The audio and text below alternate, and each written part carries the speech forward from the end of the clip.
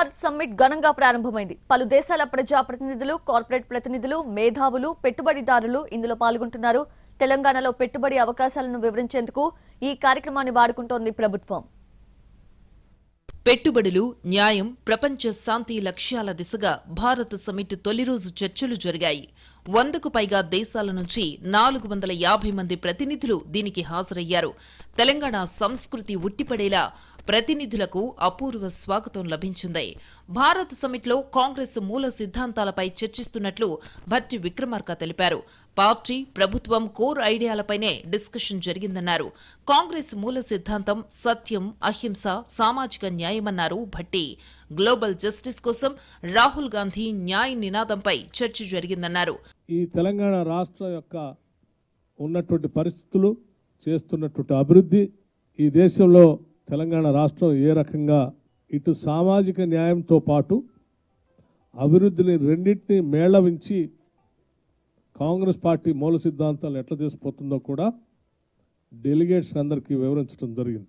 ఈ వివరణలో పాల్గొన్నటువంటి అనేక మంది పారిశ్రామికవేత్తలు, దేశాధినేతలు అందరూ కూడా తెలంగాణ తీసుకున్నటువంటి భారత్ సమ్మిట్, అలాగే తెలంగాణ రాష్ట్ర ప్రభుత్వం తీసుకున్నటువంటి సంక్షేమ అభివృద్ధి కార్యక్రమాల పట్ల వారు సంతోషాన్ని వ్యక్తపరచడమే కాకుండా ఈరోజు గ్లోబల్ జస్టిస్ కోసం రాహుల్ గాంధీ గారు తీసుకున్నటువంటి న్యాయ అనేటువంటి సిద్ధాంతం పైన గ్లోబల్ జస్టిస్ కోసం తెలంగాణ ప్రభుత్వం చేసినటువంటి ఈ ప్రక్రియని ఇందులో పాల్గొన్నటువంటి డెలిగేట్స్ అందరూ కూడా మనస్ఫూర్తిగా అభినందించడమే కాకుండా స్వాగతించారు.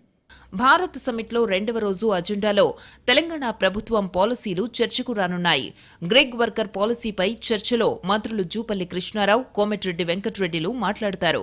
విభజన రాజకీయాలు అధిగమించడం ఎలా అనే అంశంపై దామోదర రాజనరసింహ ప్రసంగిస్తారు. పర్యావరణ సమతుల్యతలపై జరిగే చర్చలో తుమ్మల నాగేశ్వరరావు, కొండా సురేఖలు పాల్గొంటారు. ప్రపంచ వ్యాప్తంగా ఉన్న ఆర్థిక అసమానతలపై deputy CM Bhatti Vikramarka, MP Anil యాదవ్లు మాట్లాడతారు. ప్రపంచ వ్యాప్తంగా శాంతి భద్రతల వంటి అంశాలపై జరిగే చర్చలో మాట్లాడేందుకు ఉత్తమ్ కుమార్ రెడ్డికి అవకాశం దక్కింది. 2వ రోజు సమ్మిట్లో పార్టీ ముఖ్య నేతలు హాజరుపై మాత్రం సస్పెన్స్ కొనసాగుతోంది. రాహుల్, ప్రియాంకల టూర్పై స్పష్టత రాలేదు. ముగింపు సమావేశంలో డిక్లరేషన్ను ప్రకటిస్తారు. ముగింపు సభలో సీఎం రేవంత్ రెడ్డి, కేసీ వేణుగోపాల్ పాల్గొనే అవకాశముంది.